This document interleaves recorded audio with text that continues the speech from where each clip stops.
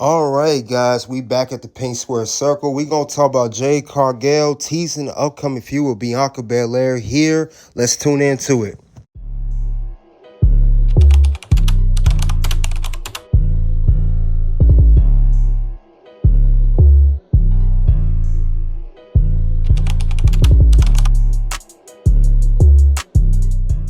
Hey, guys, we're here. We're back at the Pink Square Circle. We're talking about Jade Cargill teasing feud with Bianca Belair, the feud that we all want to see. Let's get the lights as we come to the Pink Square Circle. Jade Cargill was interviewed recently by the Babyface Podcast, if I got that correct. And she was asked about, her upcoming feuds.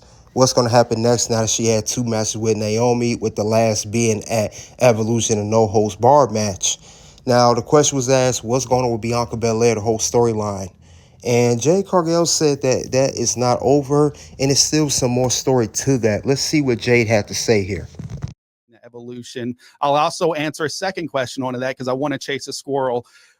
Does that mean that you're all done with Naomi? Is there any unfinished business with Bianca? Is everything cool on that end right now with you, Jade? Okay, let's start from the first question. That's a lot. I'm sorry. Because it's extended. Um, to be a part of with all these astounding women, it meant the world, and that was our second one, right? In so many years, and it's something that we all sat down and were like, hey, we want this to be a yearly thing.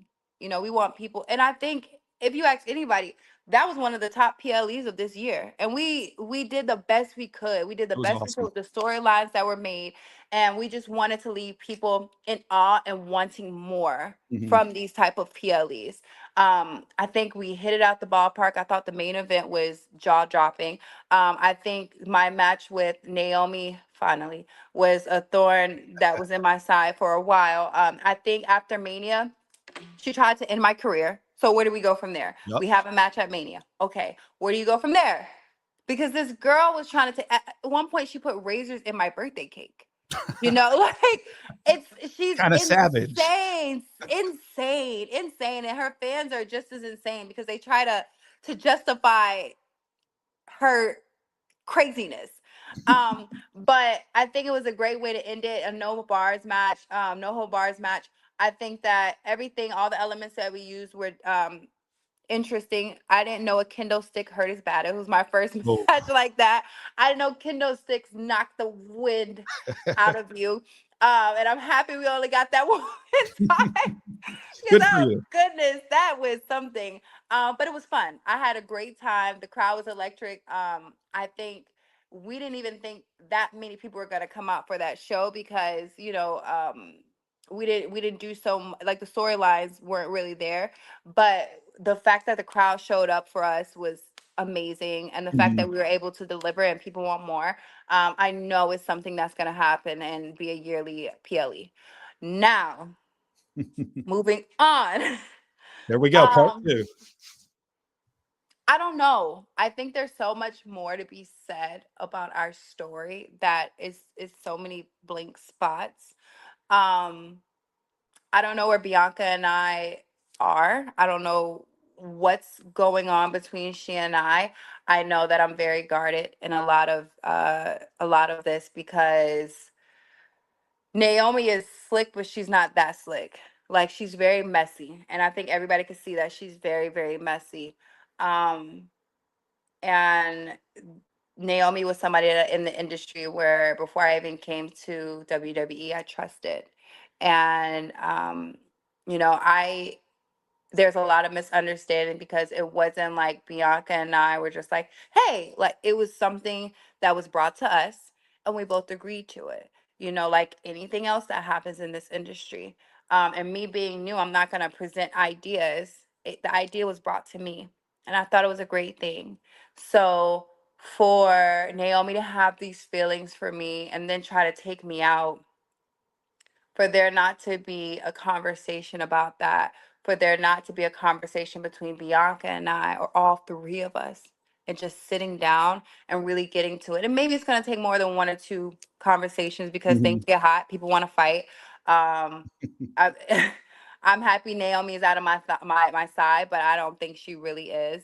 Mm. and Bianca and I have yet to talk. And so it's so many. I don't think it's done. I think it's resting for now. It's Yep. doormat for now, but it's so much more to it. Gotcha. Well, we're Now, that was Jade Cargill on the Babyface Podcast. Now, Jade Cargill said that, or Jade Cargill, she said that, Bianca Belair, that there's so much more to the story because, according to Jade Cargill, she has been teasing, staring at Bianca, but not doing none towards Bianca before Bianca was out with her finger injury. I believe the way the story is going to go with Jade and Bianca is with whole Naomi attacking Jade back at last November. I believe that Bianca Belair knew about the whole attack and may even been behind it. And Jade knows more to the story that led on to. Maybe Bianca is still somewhat an accomplice to Naomi. And I believe that Bianca is going to be looked at just as much as Naomi, and Jay is holding her responsible because she does not trust her, despite these two being WWE Women's Tag Team Champions on two separate occasions. So I think that's going to be the story between Jay and Bianca. Jay still want answers from Bianca. She don't think Bianca had her back like she should have, and I think that's what's going to boil up with the whole storyline, and it's going to end up having a story, maybe these two having a one-on-one match at WrestleMania 42 next year in Las Vegas. It could come up to that between Jade and Bianca. Now, we know that Jade Cargill, she just recently fought for the WWE Women's Championship at SummerSlam. She was unsuccessful. She's still on the chase for that. But I think that maybe it's a possibility that these two fight for a title. It could be or could not be. We don't know what's going to happen, but I will say that Jade and Bianca, this is the match that everyone is saving for. And I believe when Jade Cargill debuted back in 2024, that instead of her and Bianca feuding first, they tag teamed together first, and they became tag team champions. So I think that's what's going on here, and I believe as well that this is going to brew up the story, especially with Jade also feels some type of way that when Jade got attacked, Bianca continued on without her and continued the tag team championship run with Naomi, who ended up being an attacker of Jade. So Jade is still mad at Bianca. She still wants answers, and that's still going to continue. The question is, when does Bianca Belair return from her finger injury? There's no timetable when she's going to return. I know Bianca Belair recently did an interview with Chris Van Fleet, asked about her finger. When is she going to come back to WWE? We don't know. Bianca doesn't know. But that finger, from what last time I saw in the interview that she did a few weeks ago, is still swelled up, and it has not went down yet. Hopefully, she comes back sooner than later. But when Bianca first had the finger injury at WrestleMania, we thought it was a minor injury. She may be out for maybe no more than 6 to 8 weeks max. But that was back in April, and we are now in mid-August. So that injury was way more serious than we thought initially. So I don't know what's going to happen, but I know Bianca did talk about her finger and the injury with Chris Van Fleet. What's your finger feeling? This thing. Oh, it's still kind of looks like a real finger again. In there, and what you make people feel. How's your finger feeling?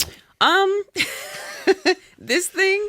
Oh, it's still kind of looks like a real finger again. It looks more like a real finger now. Wow. It's still, so I have to wear my ring finger on my right hand now because my ring doesn't fit. It won't. It's healed. It won't fully straighten, and it with won't, great respect. That's healed. It's like your knuckle's so big right now. Yeah, I broke it in like 2 or 3 different spots. So I broke it up here in the middle and then down in the joint. That picture you posted, that video you posted when you broke it that's crazy. It looks so gnarly. Yeah, they said like my finger had a kneecap. That's what it looked like. It looked like E.T.'s finger. It did look like E.T.'s finger. It was bad. It looks a lot better. It just still won't bend from the knuckle to the tip. So that's that's as much as you can bend it right now? Yeah. Ooh. And I think I'm more. Does it hurt? It only if I hit it and it crunches down, or when I try to fully straighten it. So Yeah, not so great when you need your hands to be a wrestler. yeah, it's been a process that I was not expecting. I've learned so much about fingers and how they're complicated, and they have their own therapy, and it's a thing.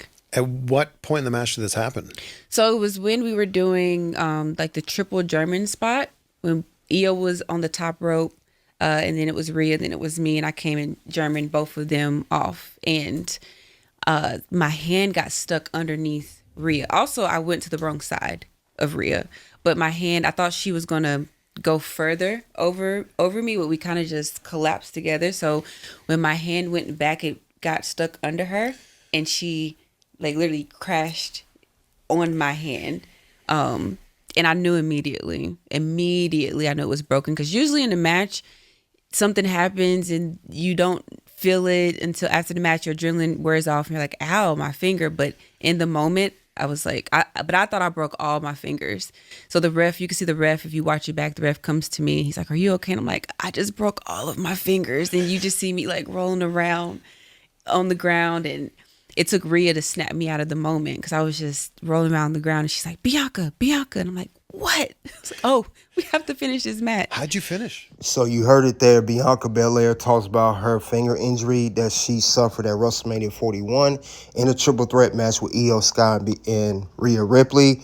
But we don't know when Bianca's going to come back, but that her finger being out, it may be a big factor if it don't get healed up soon. And it still looks swelled up in the injury that she did, 2 weeks ago with Chris Van Fleet. Hopefully it has, it's gotten better since then. But we're going to see a Jade Cargill versus Bianca Belair in the near future. Mark my words, we're going to see it. I don't think it's going to be no 2-3 years down the line. We could see it at WrestleMania 42. Now, if it's not a WrestleMania match, it may be a SummerSlam match. Now, the SummerSlam is too nice, just like WrestleMania is. But these two, there has been some story going on. And I believe it's going to be a great match, a great story, because it starts from these two women becoming tag team champions. Jade Cargill getting attacked, then Naomi being behind it, and possibly Bianca being behind it. But other than that, that's all I have for Jade Cargill Teasing Feud with Bianca Belair. The feud we all want to see, at least most of us do. You guys, let me know what you think of this whole video. Check the link below to the next video in the video below. Until then, guys, I will see you guys later.